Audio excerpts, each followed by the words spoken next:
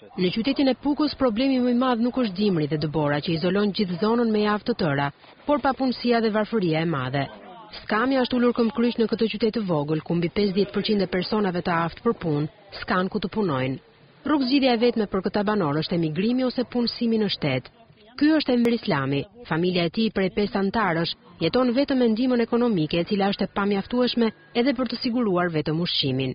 Kam pas më marrë 6.000 lek mujt, më kanë po 80.000 lek. Që ka qa po, a qa bantë nuk e di as vetë. Me 30.000 lek si e të atë. O 30.000 lek më 5.000. O nuk e di që orën e kam, as i të orës kam, a paguj që orën, a paguj drejta, a paguj uj, o zi shka shpej. Dëbora dhe temperaturat e ulta të këtyre ditëve duket se kanë vështirësuar dhe më shumë jetesën e këtyre banorëve. Mendim ekonomike se jetoj 40.000 lek, kuj do t'i dalin para? I të pa gjenin vetë të shumë një gjenin e familje që shë kam. Ju baj thirë shtetit, me ndihmu se mu janë të mërë shpia mrena, komplet, fëmini kanë smorë, fëmini kanë të dafen. Fëmijët i ke dërgu në shkollë? Po i kanë dërgu. Valla për zotin kam dërgu, po vajzën e madhe nuk kam dërgu, se më vjeni natin se më thëtë vajzë e madhe.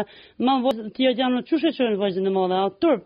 Për drejtuesit e pushtetit lokale, gjithë kjo situatë është për shkak të një mungese të strategjisë së zhvillimit kombëtar për zonat malore. Kohët e fundit vetëm sa ka duke përkeqësu. Problemi kryesor në këtë qytet është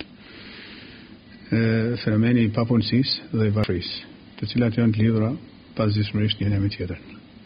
Kjo papunësia është në kufit e 50% dhe kuptohet që problemet sociale janë jashtëzakonisht shqetësuese. Janë mbi 25% e familjeve me ndihmë ekonomike, kur dihet ndihma ekonomike është pothuajse në pragun kritik. Fakti që 1/4 e qytetit të Pukës jeton vetëm me ndihmë ekonomike dhe gjysma e popullsisë është e papunë dhe nga ajo që pam në terren flet qartë se shumë familje këtu po luftojnë për të mbijetuar. Puka vazhdon të mbetet një nga qytetet më të varfra në Shqipëri. Për Top Channel nga Puka, Ardi Hoti.